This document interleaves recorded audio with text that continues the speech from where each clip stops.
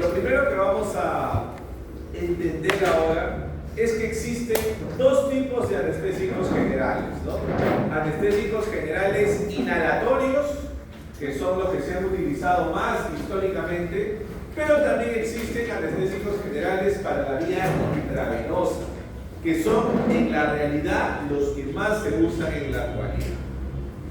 También vamos a ver un poco cómo la anestesia general puede afectar los parámetros basales de nuestro organismo. Obviamente, la anestesia general, al deprimir el sistema nervioso central, va a deprimir. El 99.9% de anestésicos generales deprimen la función cardiovascular y deprimen la función respiratoria. Obviamente, algunos hacen una depresión leve, otros una depresión moderada, otros hacen una depresión muy severa. Por eso hay que administrar varios fármacos para que el paciente se mantenga equilibrado. ¿Qué es lo que vamos a ver al final de la sesión? Podremos identificar las principales características de los anestésicos generales, ¿no? Entendiendo en qué casos se van a indicar y van a ser de utilidad para nosotros en la atención clínica de nuestros pacientes. ¿Qué es lo que vamos a ver? Primero, un contexto histórico de la anestesia general. Siempre es importante entender históricamente cómo se han ido sintetizando, cómo han ido apareciendo estos anestésicos generales. La clasificación de la ASA es la Sociedad Americana de Anestesiología, y veremos también cómo se define farmacológicamente anestesia general, ¿no? Hay muchas definiciones de anestesia general. La definición desde el ámbito médico, desde la especialidad de anestesiología. A nosotros nos interesa obviamente la definición farmacológica. Farmacológicamente, ¿cuáles son los efectos que vamos a conseguir cuando administremos un anestésico general?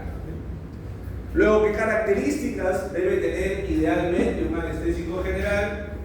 ¿Cuáles son los principales agentes anestésicos intravenosos? ¿Y cuáles son los principales inhalatorios, ¿no? Eso es lo que vamos a ver. Hacer la diferencia, como les decíamos.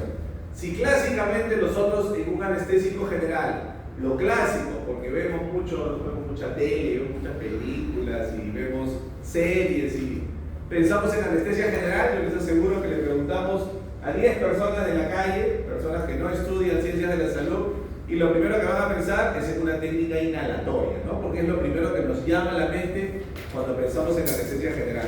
Sin embargo, en la actualidad, las técnicas que se usan son principalmente usando agentes intravenosos. Y también vamos a ver un versus, literalmente, con unos videos. Vamos a ver si podemos, están todavía en nuestro drive, si no los han borrado, unos videos que tenemos como una simulación de lo que veríamos en la práctica, ¿no? De tiopental versus ketamina.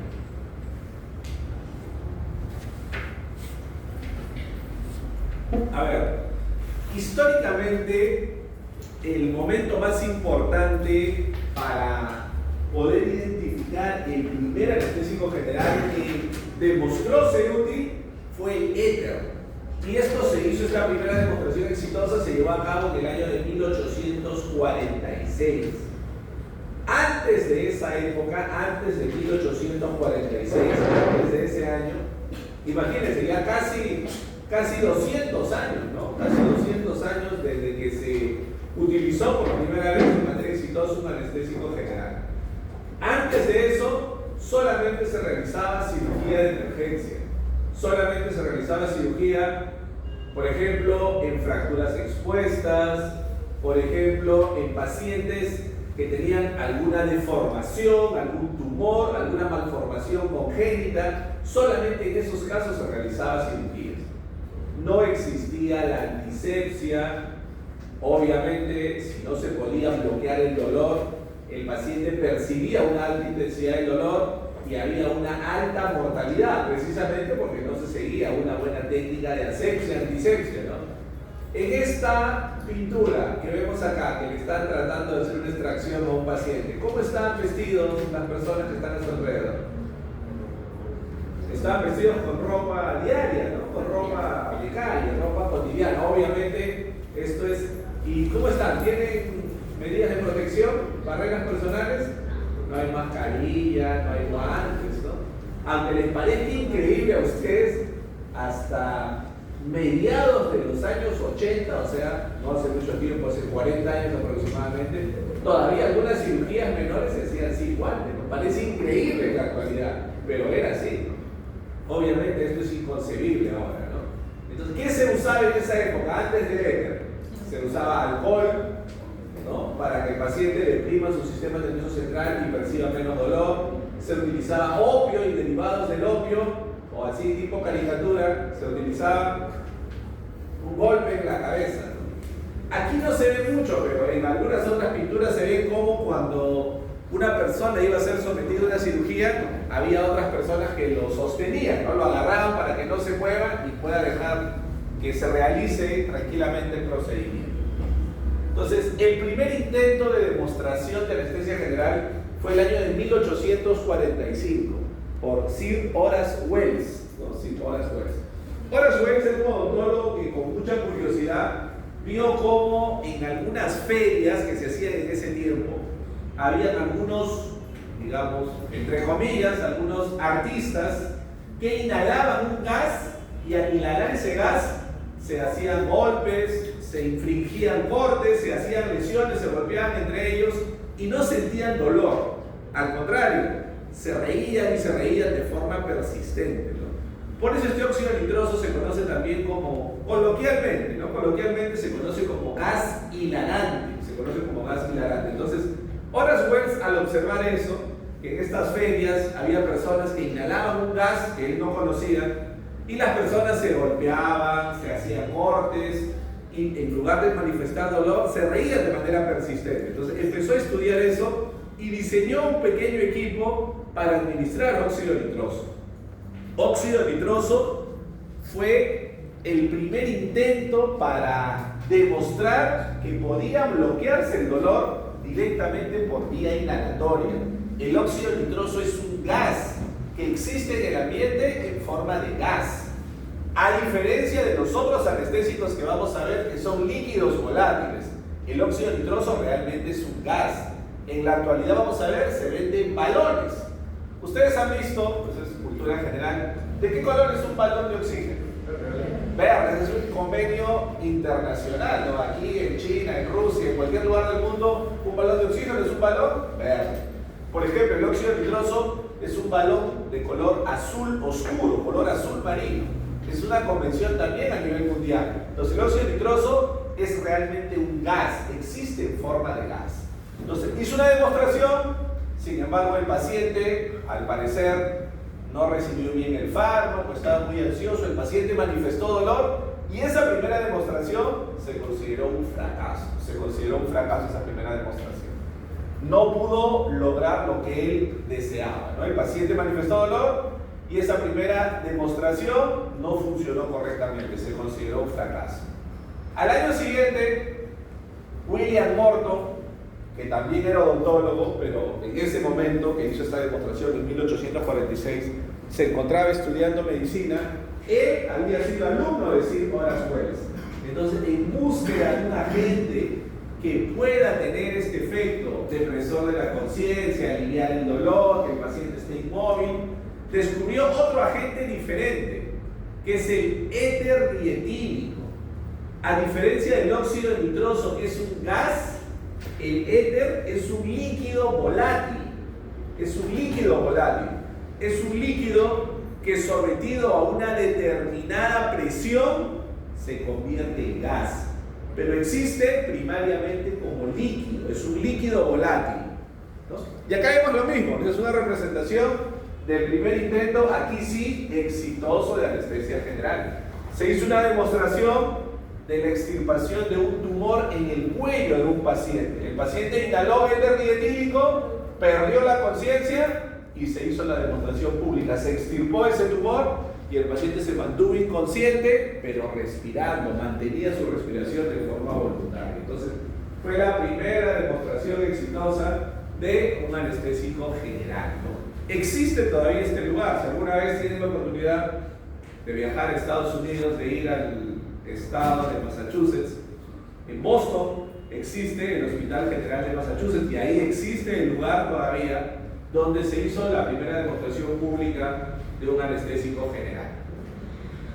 Posteriormente fueron reapareciendo algunos agentes. Vean ustedes, en 1863 se volvió a utilizar el óxido nitroso y se demostró que sí era eficaz. Incluso unos años posteriormente, 5 años más adelante, en 1868, se demostró que el óxido nitroso funcionaba mejor cuando se administraba como oxígeno.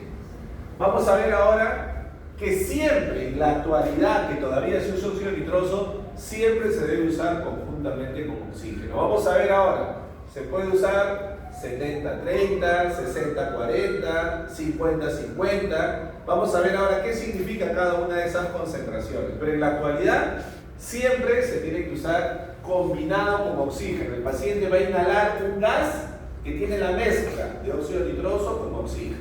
¿Ok? Entre 1929 y 1960 apareció otro líquido volátil similar al éter, que era el propileno. Sin embargo, era muy irritante para las vías respiratorias y también causaba algunas explosiones, era muy explosivo. En 1935, hace casi 100 años, apareció el primer agente intravenoso, el primer fármaco que era capaz de inducir anestesia general solamente por vía intravenosa. Es un barbitúrico de acción ultracorta que se llama tiopental sodio, ¿no? Esta fue su primera presentación, nombre comercial Pentotal, el principio activo es el tiopental sodio. Primer agente intravenoso, que también todavía, en menor medida, pero todavía se utiliza hasta nuestros días. En 1940 se descubrió el alotano. El alotano es otro líquido volátil que se utilizó muchísimo durante cerca de 50 años a más, ¿no? Casi hasta fines del siglo pasado, 1990, casi hasta llegar al nuevo siglo, hasta el año 2000, el agente líquido volátil, o sea, un agente inhalatorio, el más usado fue el alotano. Sin embargo, poco a poco se fueron descubriendo muchos efectos adversos, particularmente un alto riesgo de hepatotoxicidad. Cuando el paciente tenía que ser reintervenido, tenía que ser sometido nuevamente a un procedimiento de anestesia general y se le volvía a administrar alotano, aparecía un altísimo riesgo de hepatotoxicidad. Por eso el alotano se fue dejando de utilizar, ¿no? Como les decíamos, se utilizó masivamente más o menos desde mediados del siglo pasado, casi hasta fines del siglo pasado, ¿no? También en el año de 1940 se empezaron a utilizar bloqueantes neuromusculares para permitir que el paciente esté completamente inmóvil, que esté totalmente paralizado durante el procedimiento quirúrgico. Y en 1950 aparecieron conceptos nuevos que vamos a ver luego, como neuroelectroanestesia y sobre todo anestesia disociativa, que es un tipo especial de depresión del sistema nervioso, es un tipo especial de anestesia disociativa. A ver, existe, jóvenes, si yo me voy desde el paciente que está despierto hasta el máximo nivel de depresión, existen 4 niveles de depresión, ¿sí? Si yo me voy desde que el paciente está despierto y voy profundizando en la depresión del sistema nervioso central. El primer nivel de depresión se llama sedación mínima, conocido también como ansiolisis.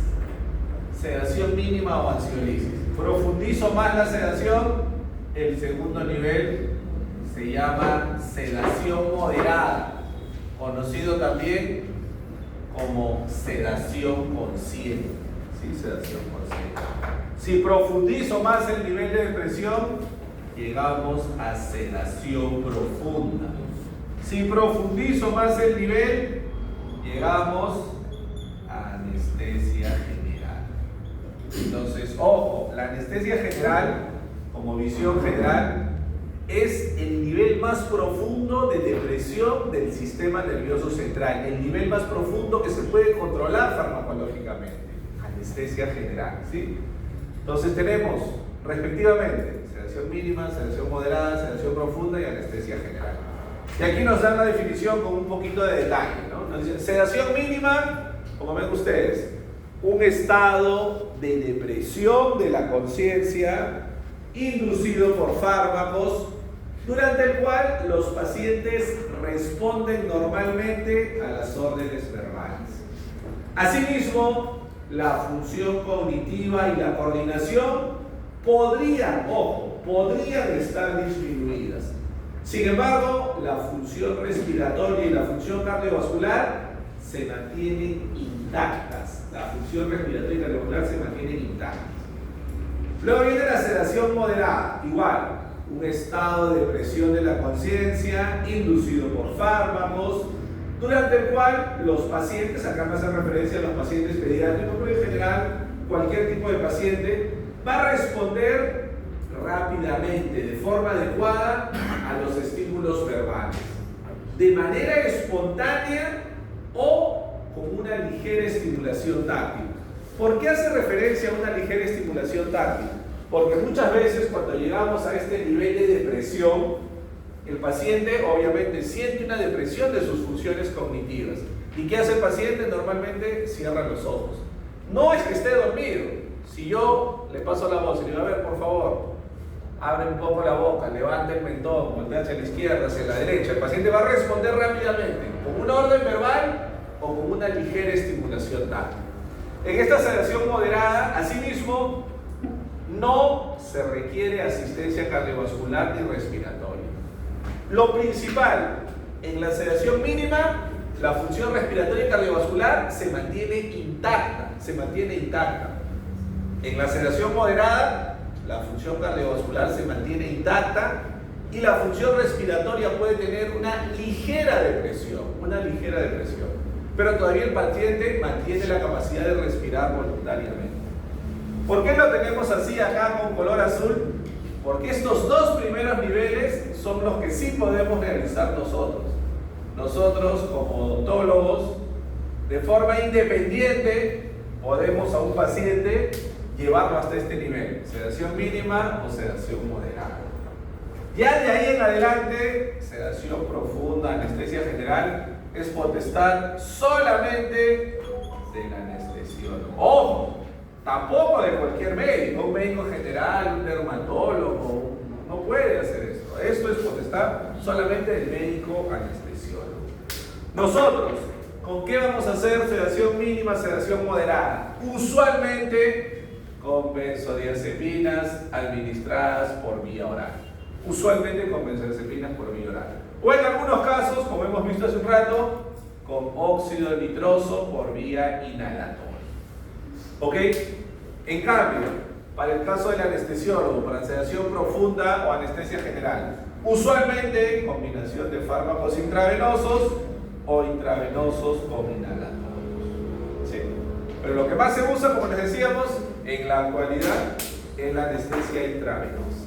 Entonces, hasta ahí vamos a llegar nosotros.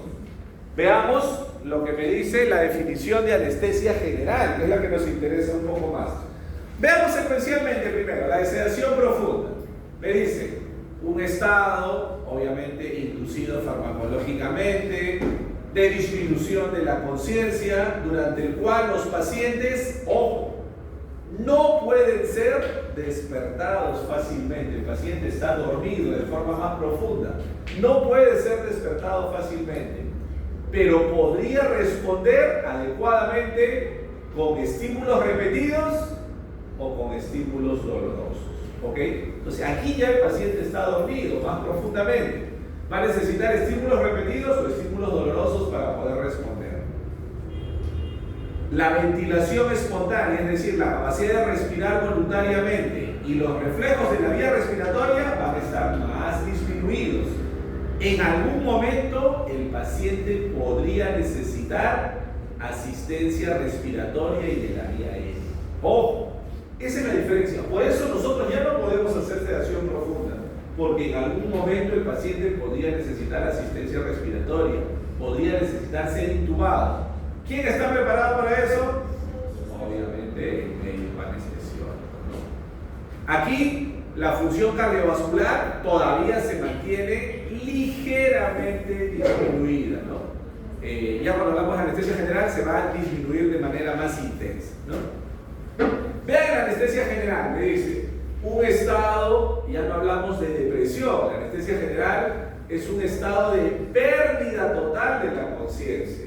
Hay una pérdida total de la conciencia, durante el cual el paciente va a ser incapaz de responder a los estímulos dolorosos. El paciente pierde totalmente la capacidad de percibir dolor.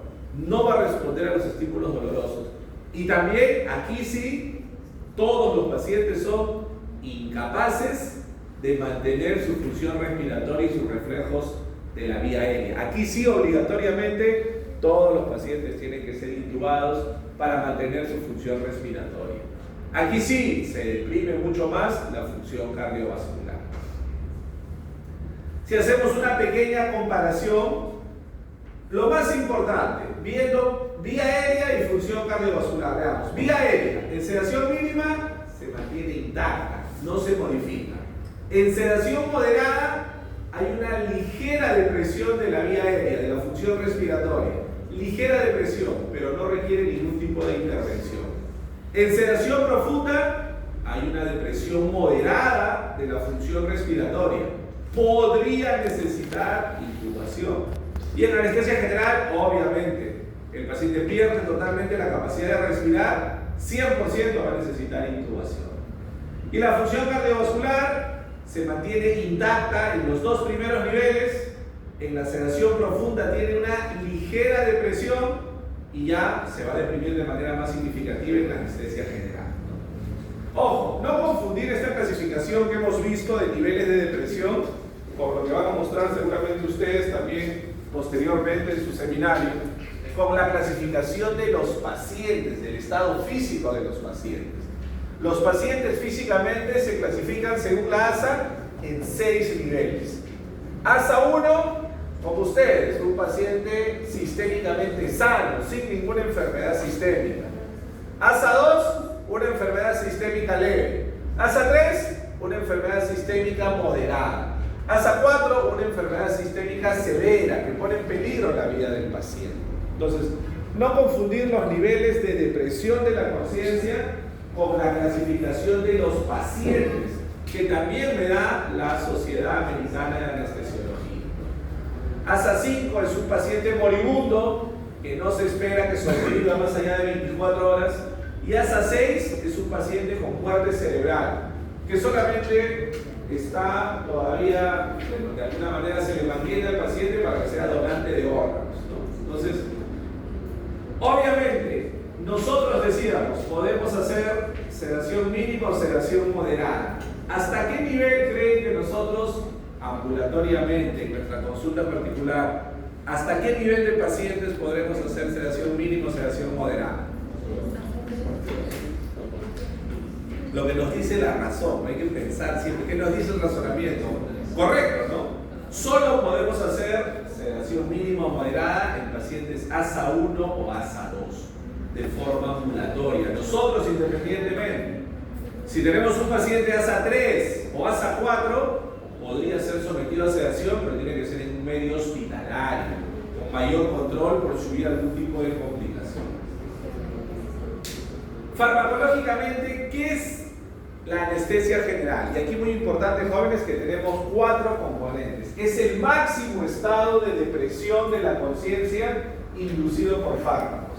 El máximo estado de depresión inducido por fármacos, que tiene 4 componentes. Primero, pérdida de la conciencia. El paciente está totalmente inconsciente, ha perdido la conciencia. Segundo, pérdida de la sensibilidad. El paciente va a perder toda la sensibilidad, especialmente la sensibilidad dolorosa. Pero en general pierde toda la sensibilidad. Pierde el tacto, la sensibilidad a la temperatura, la presión profunda, no va a sentir nada el paciente. También pierde la actividad refleja, pierde los reflejos protectores. ¿No les ha pasado, porque estoy seguro que les ha pasado alguna vez, que están de repente, no sé, de repente en el transporte público, de repente están sentados, ¿no? Tienen un trayecto largo hasta su casa, les está quedando dormido y se queda dormido en mala posición y se atora con su propia saliva. ¿No les ha pasado eso? ¿Qué pasa cuando nos atoramos con nuestra propia saliva? Empezamos a toser de forma enérgica, ¿no? Porque ese poquito de saliva que se está pasando en la vía respiratoria, mi vía respiratoria, ¿qué hace? Trata de expulsar. Entonces, ese, por ejemplo, es un reflejo protector. Así como, por ejemplo, ustedes han tratado de, ¿qué pasa si les queremos tocar el globo ocular? ¿Qué pasa?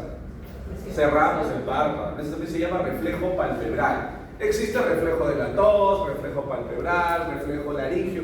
Todos esos reflejos se pierden totalmente en la anestesia general. Hay una pérdida total de la actividad refleja. Y además, obviamente, se pierde la motilidad. El paciente está completamente inmovilizado. Entonces recordemos, 4 componentes: pérdida de la conciencia, pérdida de la sensibilidad, pérdida de la actividad refleja y pérdida de la motilidad. Si tenemos esos 4 componentes, estamos realmente en anestesia general. A ver, formalmente la anestesia general tiene 3 etapas, ¿no? La primera es la etapa de inducción. ¿Qué se considera etapa de inducción? El tiempo que transcurre desde que yo administro el anestésico general hasta que el paciente pierde la conciencia. Si ustedes fueran a ser sometidos a un procedimiento de anestesia general, ¿qué quisieran? ¿Que la etapa de inducción sea larga, dure varios minutos, o que sea una etapa corta, que dure pocos segundos? ¿Qué quisieran? ¿Que sea larga o que sea corta? Obviamente que sea corta, que sea una inducción rápida. Eso se consigue, por ejemplo, con agentes intravenosos. En la actualidad, en la mayoría de casos, se utilizan agentes intravenosos. Para la inducción, se hace mucho más rápidamente con vía intravenosa.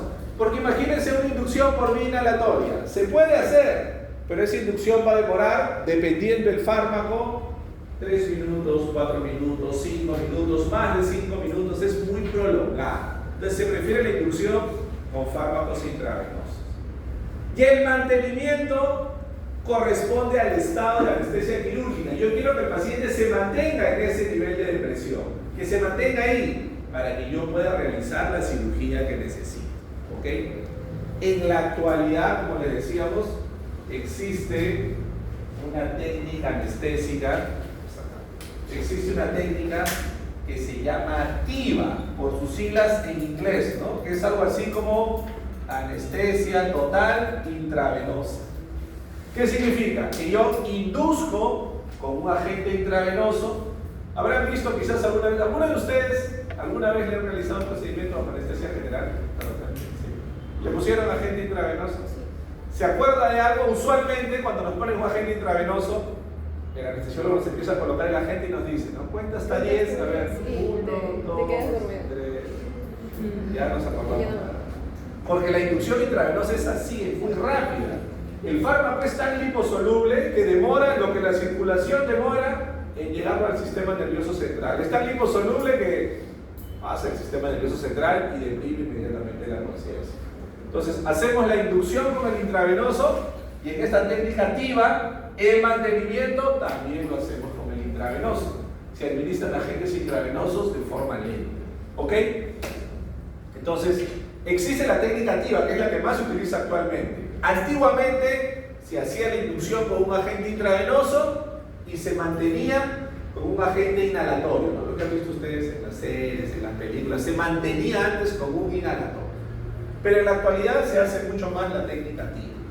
Y la recuperación, imagínense, ¿no? Estamos terminando de hacer una cirugía a un paciente y al final yo le digo al cirujano, doctor, ya estamos por terminar. Entonces le avisamos al anestesiólogo, doctor, estamos suturando los planos más superficiales, en 10 minutos terminamos la cirugía. ¿Qué va a hacer el anestesiólogo? Poco a poco va reduciendo la dosis de infusión que le está administrando al paciente. Y poco a poco el paciente que estaba en anestesia general saldrá en sedación profunda y poco a poco volverá a despertarse, a estar consigo. Entonces la recuperación es el proceso que transcurre desde que termina la administración del anestésico hasta que el paciente recupera totalmente la conciencia.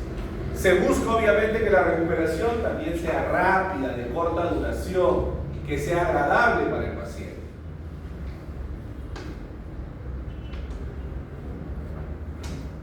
A ver, acá vamos a recordar un poco, jóvenes, lo que vimos hace un par de semanas, ¿no? Cuando hablamos acerca de farmacodinámica.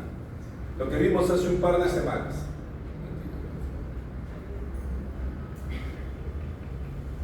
¿Se acuerdan cuando hablamos de farmacodinámica? Hablamos de que para que un fármaco pueda actuar tiene que unirse a un receptor. Y eso me genera dos parámetros importantes que mencionaron ustedes también un poco en su seminario, ¿no? Cuando un fármaco se une a su receptor, tiene una determinada potencia y una determinada eficacia. Entonces, simplemente para recordar, porque eso ya lo hemos visto, ¿no? Existen dos conceptos importantes que se llaman potencia y eficacia. La potencia se conoce como concentración efectiva media. Esa es la potencia de un fármaco. ¿Qué es la potencia? La concentración a la cual un fármaco alcanza el 50% de su actividad máxima. Eso es la potencia. Y también tenemos la eficacia. ¿Qué es la eficacia? El máximo efecto producido por un fármaco. Entonces tenemos esos dos conceptos: potencia y eficacia. La potencia es la concentración a la cual un fármaco alcanza el 50% de su actividad máxima. Y la eficacia es el efecto máximo conseguido por un fármaco. Entonces, a ver, lo que tenemos acá.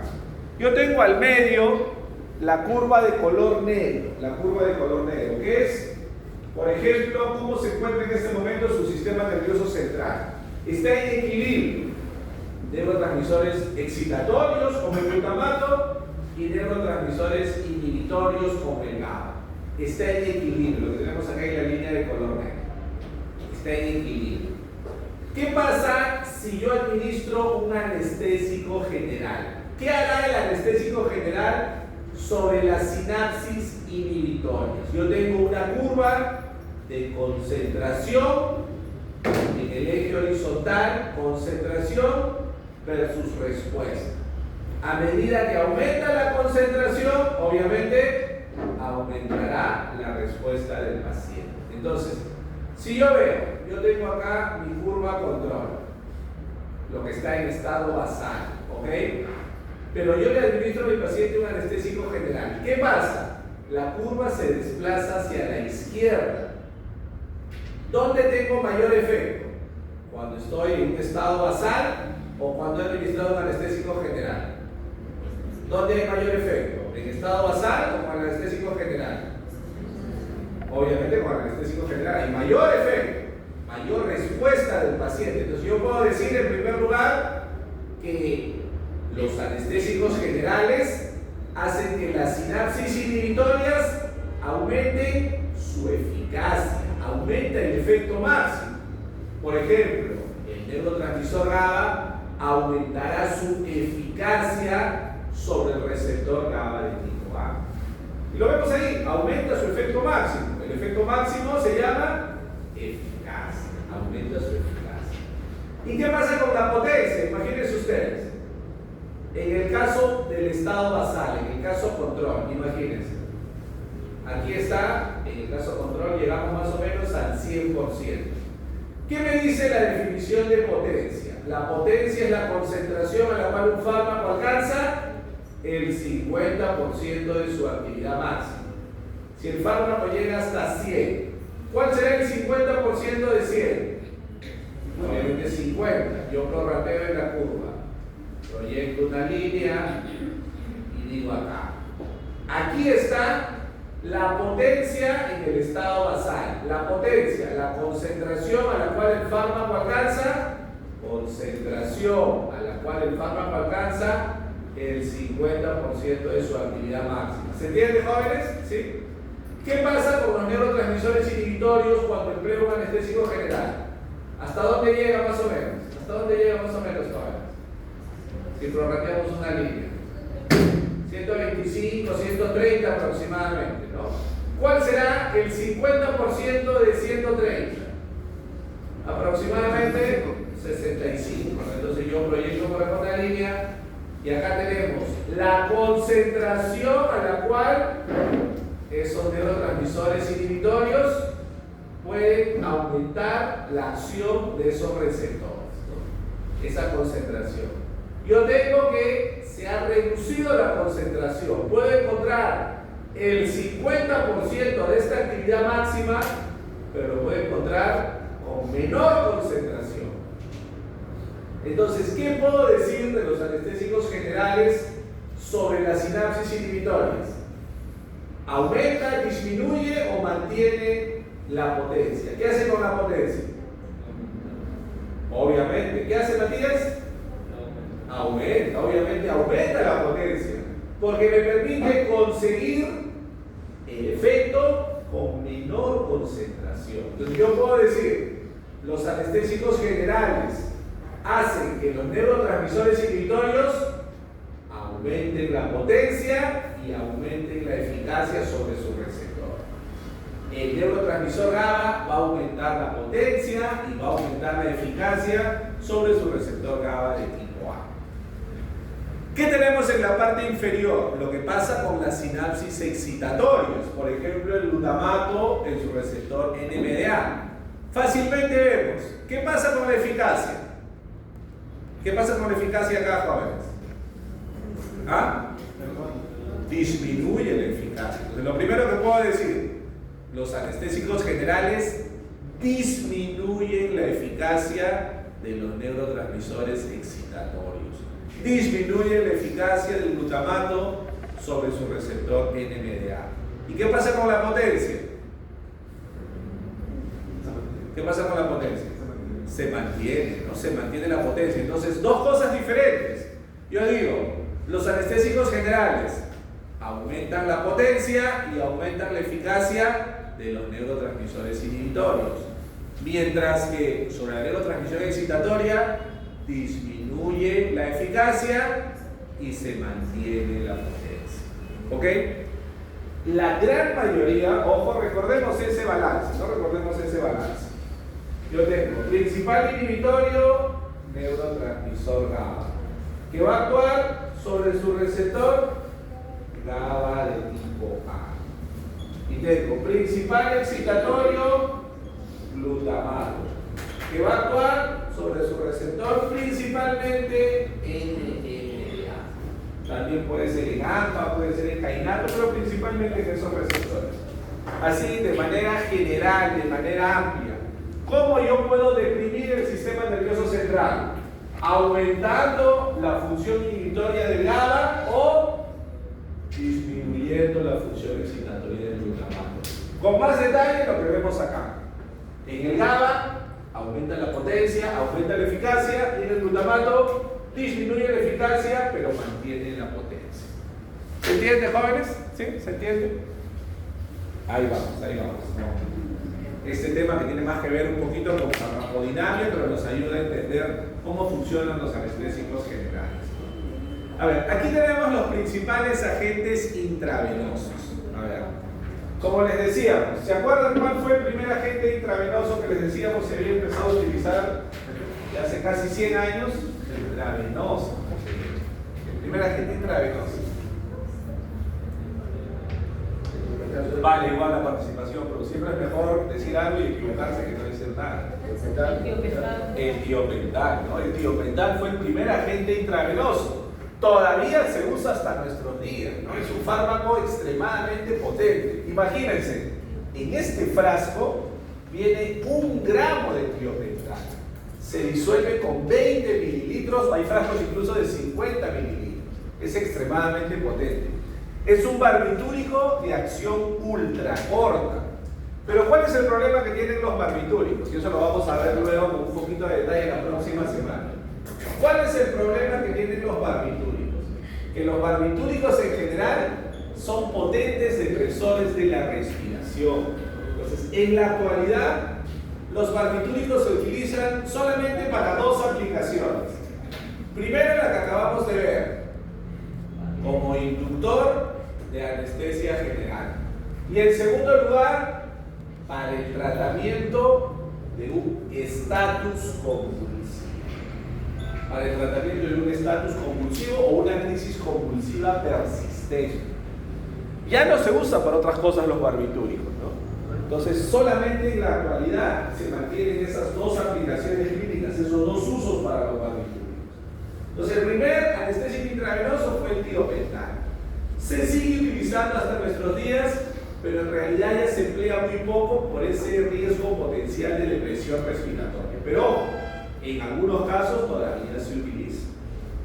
Luego apareció otro derivado, mientras el tiopental era de acción ultracorta, existen también otros barbitúricos de acción prolongada, como el pentobarbital. El pentobarbital es un barbitúrico de acción prolongada que en algún momento se llegó a utilizar en seres humanos. Sin embargo, debido a ese potencial de depresor respiratorio, ya no se emplea en humanos. Y en la actualidad, el pentobarbital, este es el nombre comercial, Agatal, el pentobarbital en la actualidad se utiliza solamente en medicina veterinaria. Ya no se usa para seres humanos. ¿Ok? Y luego tenemos otros agentes intravenosos que se emplean mucho en la actualidad. Propofol, por ejemplo. El propofol es un agente intravenoso que tiene como característica especial que propofol, entre todos los intravenosos, propofol es el que menos deprime la función respiratoria. Causa una depresión muy leve de la función respiratoria. Es su característica representativa, el que menos deprime la función respiratoria. Tenemos aquí, por ejemplo, hacia el lado derecho a otro agente, que es el etomidato. Etomidato es el agente intravenoso, el que menos deprime la función cardiovascular, el que menos deprime. Todos los que vemos aquí, los que estamos viendo, pentobarbital, tiopental, propofol, etomidato, todos deprimen la función respiratoria y cardiovascular, todos. ¿Quién es el que menos deprime la función respiratoria? Propofol. ¿Y el que menos deprime la función cardiovascular? Etomidato. Las deprime pero de forma muy ligera. El raro, el extraño del grupo, no siempre en todo grupo hay alguien un poco raro, siempre hay extraño, alguien especial. Bueno, es bueno ser diferente, siempre es bueno ser diferente. Y ese agente extraño es la ketamina. La ketamina es un anestésico especial. Es el único anestésico que en lugar de deprimir la función cardiovascular, la ketamina aumenta la función cardiovascular, aumenta la frecuencia cardíaca, aumenta la presión arterial. Es un agente especial. La ketamina causa un tipo particular de anestesia que se llama anestesia disociativa. Que si yo la quisiera ubicar en esta clasificación de la ASA, que me decía sedación mínima, sedación moderada, sedación profunda, anestesia general, si yo la quisiera ubicar, la anestesia disociativa está más o menos a este nivel, entre sedación profunda y anestesia general. Tiene algunas características de sedación profunda, pero no llega a ser anestesia general. Está en ese rango, ¿no? Vamos a ver luego de qué se trata esa anestesia de tipo disociativo. Y también tenemos los agentes de tipo inhalatorio, que como les decíamos, ojo, la principal diferencia, jóvenes, la principal diferencia, lo que les decíamos, y lo vemos fácilmente, ¿no? Así sin conocer nada, así, imaginemos que somos por un instante, ¿no? Imaginemos que somos estudiantes de Bayerra, así, ¿no? Nivel de conocimiento ultra básico, ¿no? No sabemos nada. Así, a primera impresión, yo les digo, de todas estas estructuras, ¿cuál es la más diferente de todas? Obviamente, el óxido nitroso. El óxido nitroso, la más diferente de todas. Porque recordemos lo que les decíamos, el único que realmente existe en forma de gas es el óxido nitroso. El único que existe en forma de gas. Acá está, no se ve acá bien, pero el balón de oxígeno es de color verde, el balón de óxido nitroso de color azul. El único que es realmente un gas. Recordemos que óxido nitroso siempre se administra junto con oxígeno, ¿no? Como les decíamos, yo puedo administrar 70% de óxido nitroso y 30% de oxígeno. Con eso llevaré a mi paciente al máximo nivel de depresión, que es anestesia general. Podría usar 60% de óxido